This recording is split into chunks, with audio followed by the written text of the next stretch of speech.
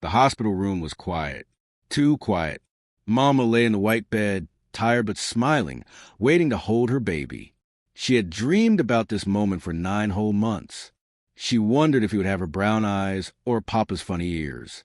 She imagined counting his tiny fingers and kissing his soft cheeks. Then she heard it, a sound that made her heart jump with joy. Her baby was crying. He was here. He was alive. But something was wrong. The doctor walked slowly toward her bed. His face looked sad, like rain clouds covering the sun. The nurses stood behind him, looking at the floor. Nobody smiled. Nobody said congratulations. "I'm so sorry," the doctor whispered. His voice shook. "Your son, he was born without arms." The words hung in the air like heavy stones. Mama's breath stopped. The whole world seemed to freeze. Without arms? How could that be? She had felt him kick and move inside her. She had sung to him every night. She had promised him the world. The nurse brought the baby close, wrapped in a soft blue blanket. Mama looked down at her son. He was beautiful. His tiny face was perfect. His eyes sparkled like stars. His little mouth made the sweetest sounds. But where his arms should have been, there was nothing, just empty space where sleeves dangled loose. "He won't have a normal life," the doctor said quietly. "He'll need help with everything. Eating, dressing, writing, everything. I'm truly sorry." Other mothers might have cried rivers of tears.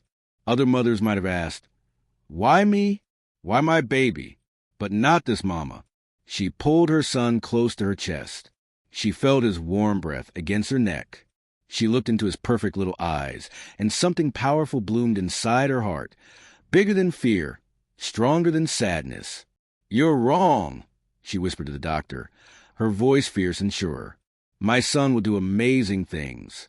You'll see." The doctor shook his head sadly and walked away. The nurses exchanged worried looks. They had seen many sick babies. They had seen many sad stories. They thought this mama didn't understand how hard life would be. But they didn't know this mama's secret weapon: love.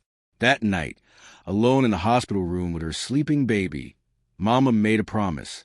She held him close and whispered, "The world will try to tell you what you can't do, but I will show you what you can do. Every single day, we'll find a way, together." And then something magical happened. The baby opened his eyes. He looked right at his mama, and he smiled. A real, true, beautiful smile that lit up the whole room like sunrise. Mama laughed through her tears. "That's right, my miracle boy. We're going to be just fine." Going home was scary. Everyone stared. The neighbors whispered behind their hands. Old Mrs. Chun from next door shook her head and said, "Poor child. Poor, poor child." Mr. Patel from the shop looked away quickly, like he was embarrassed. But Mama held her head high. She carried her son like he was a prince, because to her, he was... The first weeks were hard, so hard. The baby needed to eat, but he had no hands to hold a bottle. Mama tried everything. She made special holders. She tied ribbons and strings. Nothing worked right. The baby cried from hunger. Mama cried from worry. "Please, God," she prayed one night, exhausted and afraid, "show me the way." Then she noticed something when her son got frustrated. He kicked his little legs. His toes wiggled and flexed. They moved so easily, so naturally. Mama's eyes grew wide. "Your feet," she gasped. "Baby, your feet are your answer." She started training him right away. Every day, all day, she would place soft toys near his feet. She would guide his tiny toes to grip things. At first, he just kicked them away. But Mama never gave up. "Come on, my love," she encouraged. "You can do it. Try again. One more time." Day after day, week after week. And then, on a sunny Tuesday morning when the baby was 6 months old, it happened. Mama placed a soft rattle near his feet. The baby looked at it. His little toes reached out. They wiggled. They stretched. They curled around a rattle and grabbed it. "You did it." Mama screamed so loud that the neighbors came running. "Did you see that? My baby is a genius." From that moment, everything changed. By his first birthday, The boy could hold his bottle with his feet. By 18 months, he could pick up blocks and stack them high. By age 2, he was feeding himself with a spoon held between his toes. The neighbors stopped whispering. They started watching in wonder. But the greatest miracle came on a rainy afternoon when the boy was 3 years old. Mama gave him a red crayon just to see what would happen. The boy looked at it curiously. He picked it up with his toes, confidently, like he'd done it 100 times before. He pressed it against the white paper, and he drew, first a wobbly circle, then another, then lines that became a face, 2 eyes, a nose, a big, big smile. "Mama," he called out, his voice filled with pride. "Look, I made you." Mama stared at the drawing. Her little boy, born without arms, had just created his first picture, with his feet, with his beautiful, amazing miracle feet. She knelt down and hugged him tight. "You can do anything," she whispered into his hair. "The whole world will see. I promise you, my love, the whole world will see." Outside, the rain stopped. The sun broke through the clouds. And somewhere in that little house, something impossible had just become possible. The journey was just beginning. The boy's name was Daniel, and by the time he turned 5, he could do things that made people stop and stare with their mouths open wide. He could eat noodles with chopsticks held between his toes. He could button his own shirt. He could brush his teeth, comb his hair, and even play catch with the neighborhood kids, using his feet to throw and catch the ball. But Mama knew the biggest challenge was coming. School. Every child needs to go to school to learn and grow and make friends. But would any school accept a boy without arms? Mama visited 7 schools. 7. At the first school, the principal looked nervous. "We don't have special equipment," he mumbled. "Maybe try somewhere else?" At the second school, the teacher frowned. How will he write? How will he keep up with the other children? At the 3rd, 4th, and 5th schools, the answer was always the same. "We're sorry. We can't help him." By the 6th school, Mama was tired. So tired. But she refused to quit. At the 7th school, she met Principal Garcia. He was a kind man with gray hair and warm eyes. He listened to Mama's story. He watched the video she had brought, Daniel drawing beautiful pictures with his toes, eating by himself, even tying his shoes. Principal Garcia was quiet for a long moment. Then he smiled. "When can Daniel start?" he asked. Mama almost fell out of her chair. "You mean you'll accept him?" "Every child deserves a chance to learn," Principal Garcia said firmly. "We'll figure it out together." Mama cried happy tears all the way home. Daniel's first day of school was terrifying and exciting all mixed together. He wore his favorite blue shirt and new shoes. Mama had helped him pack his backpack, filled with special pencils that were easier to hold with toes and notebooks, and a lunch she made with extra love. "Remember," Mama whispered as they stood at the school gate, "you are brave. You are strong. You are my miracle." Daniel nodded, but his stomach felt like it was full of jumping frogs. When he walked into the classroom, everything went silent. 24 children stared at him.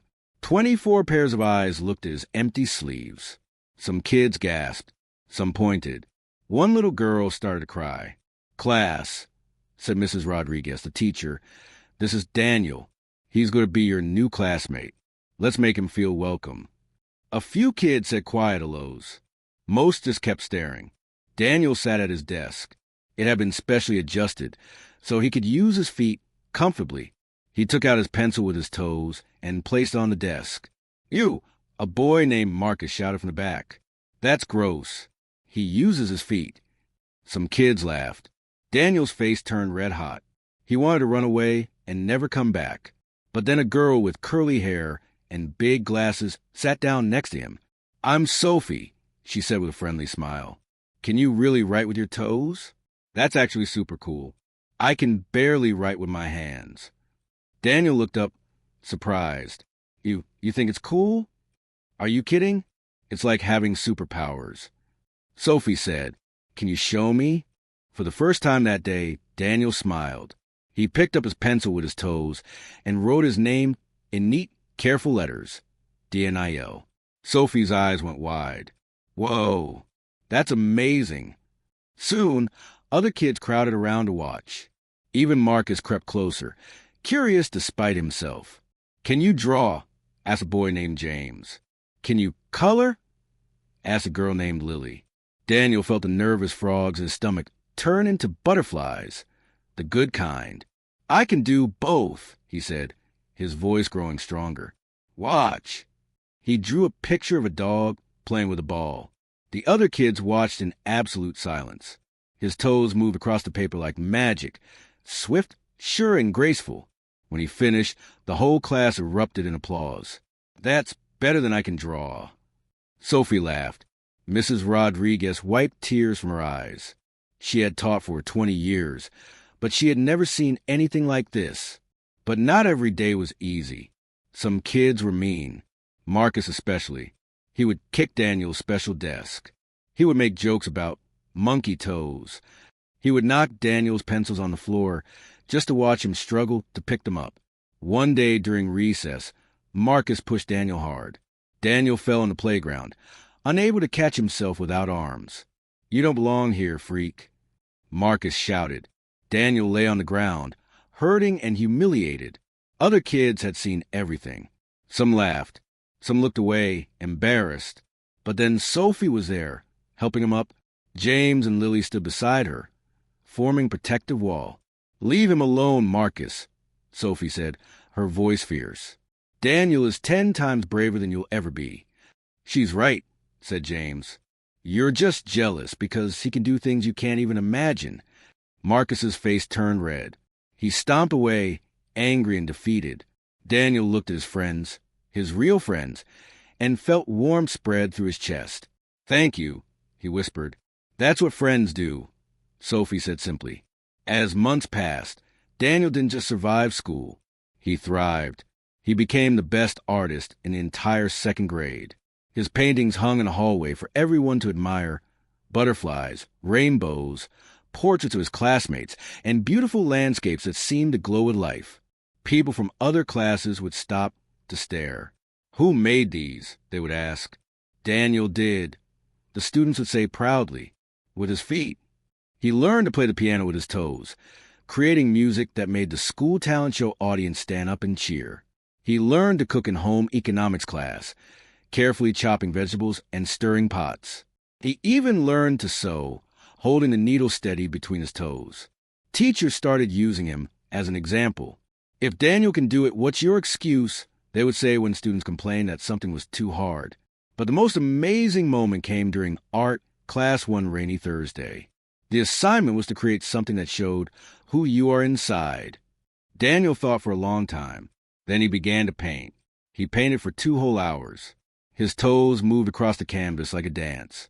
He used every color, bright yellows, deep blues, fiery reds, gentle purples.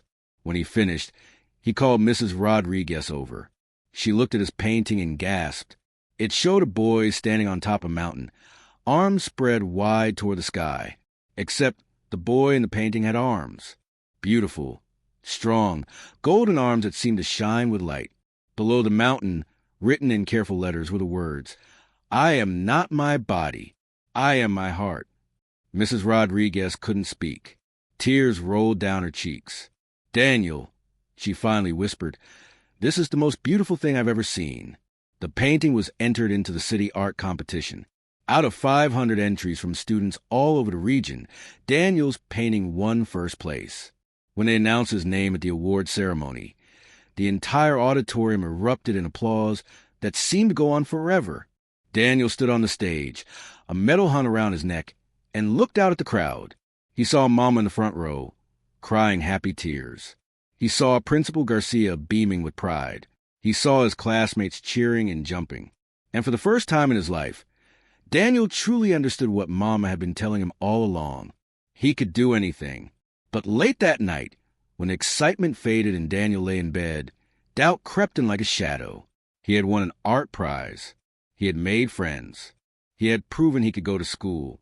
But deep inside, there was still a tiny voice that whispered, "You're different. You'll always be different. You'll never be complete."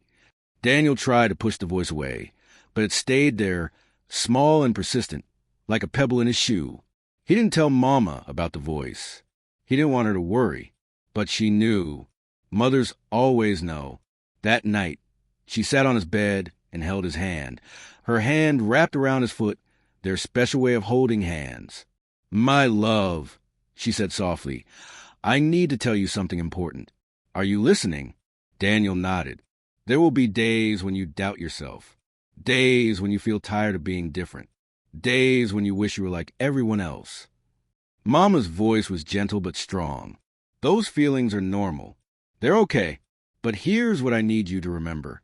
She leaned close, her eyes shining in the lamplight. "Miracles don't happen to you. Miracles happen through you. Every time you pick up that paintbrush, you create a miracle. Every time you help someone see the world differently, you are the miracle." Daniel felt something shift inside his chest, like a door opening to let light in. "The world is watching, Daniel," Mama whispered. "And the best part? They're just getting started. Wait until they see what comes next." Daniel fell asleep that night with a smile on his face, wondering what adventure tomorrow would bring. He had no idea that his biggest moment, the one that would change everything, was just around the corner. Daniel was 8 years old when the letter arrived. It came in a fancy white envelope with gold edges. Mama opened at the kitchen table while Daniel ate breakfast with his toes, balancing a spoon perfectly between them. As she read, Mama's hands began to shake. Her eyes grew wide. Then tears started falling, big, happy tears that splashed on the paper. "What's wrong, Mama?" Daniel asked, worried. "Nothing's wrong, my love." Mama's voice trembled with joy. "Everything is right. You've been invited to speak at the National Hope Conference, in front of 5,000 people." Daniel nearly dropped his spoon. 5,000? That's more people than our whole town. They saw your painting. They heard your story. They want you to inspire the world. Daniel's stomach did a flip. Speaking in front of his class was scary enough. But 5,000 people? "I can't do that, Mama," he whispered. "What if I mess up? What if people laugh?" Mama knelt beside him, taking his foot in her hands. Their special way of connecting. "Daniel, do you remember what I told you? Miracles don't happen to you. They happen through you. Those 5,000 people need your miracle. They need to see that anything is possible."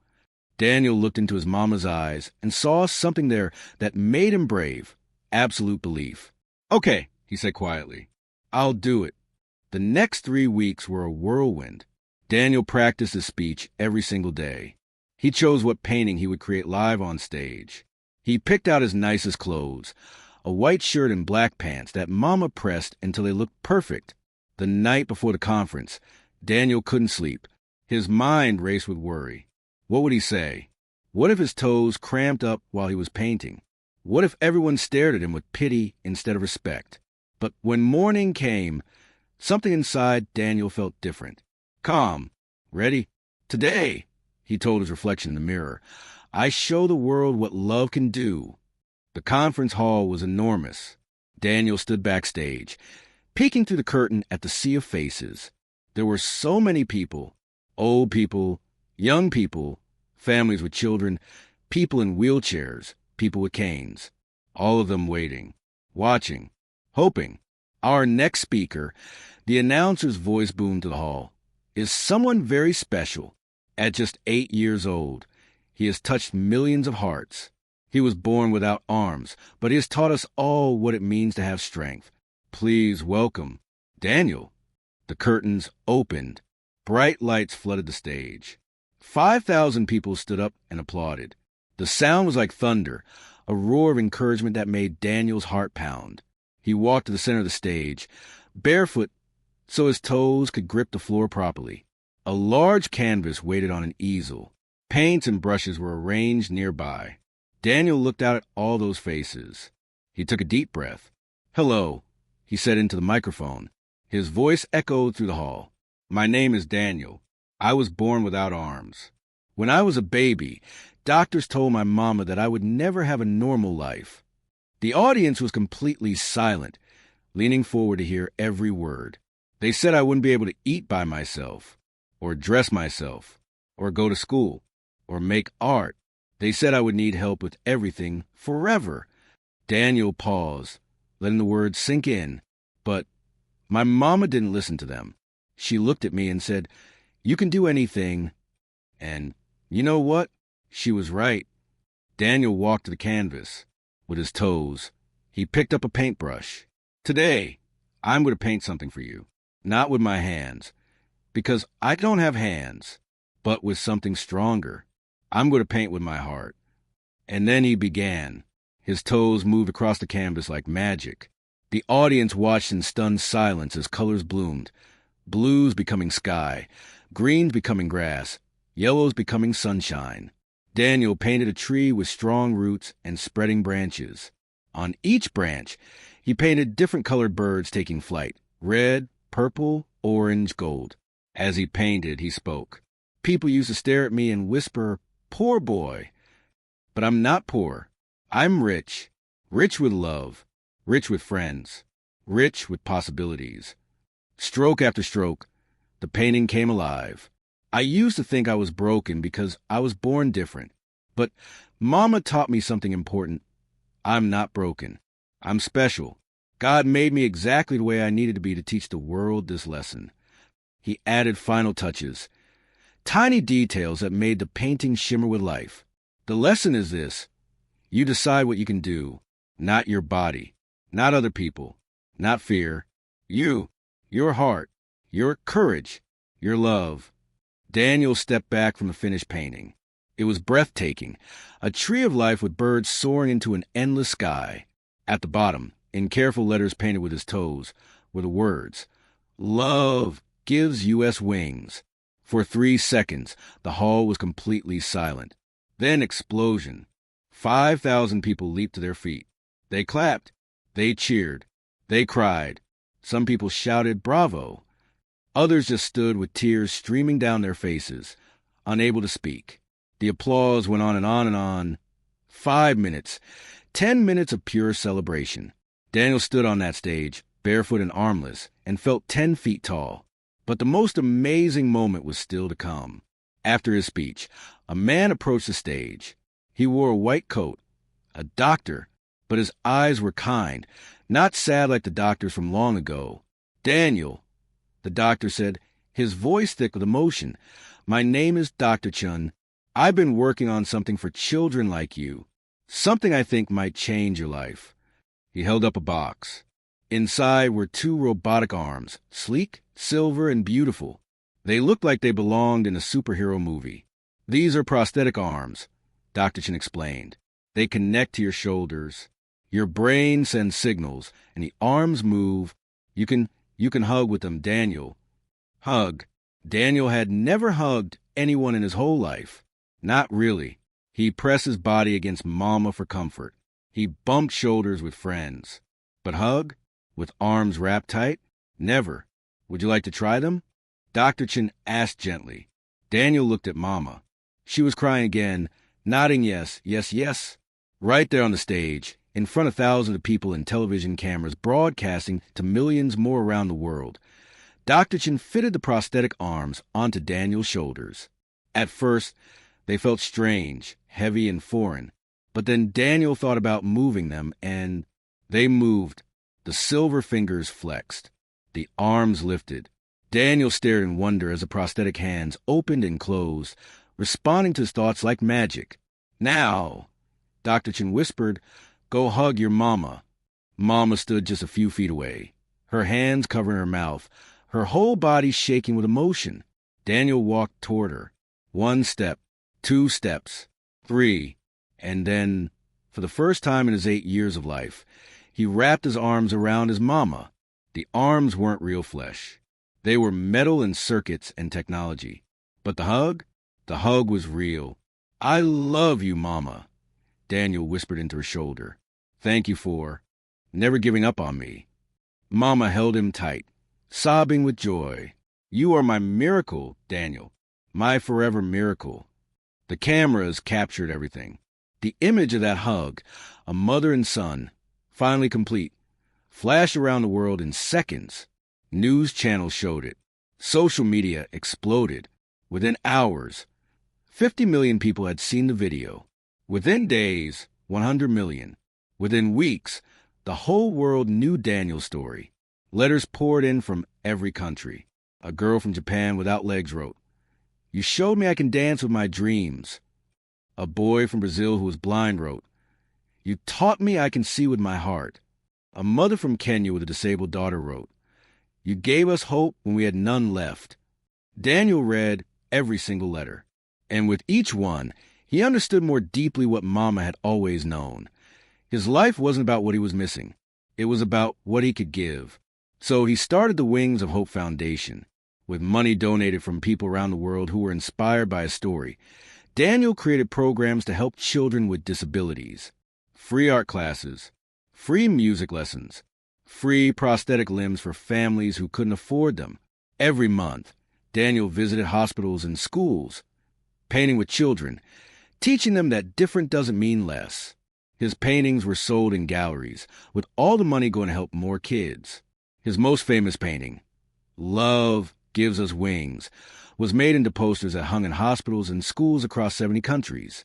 By the time Daniel turned 10, he had changed more lives than most people change in a lifetime. On Daniel's 10th birthday, Mama threw a surprise party. The whole school came.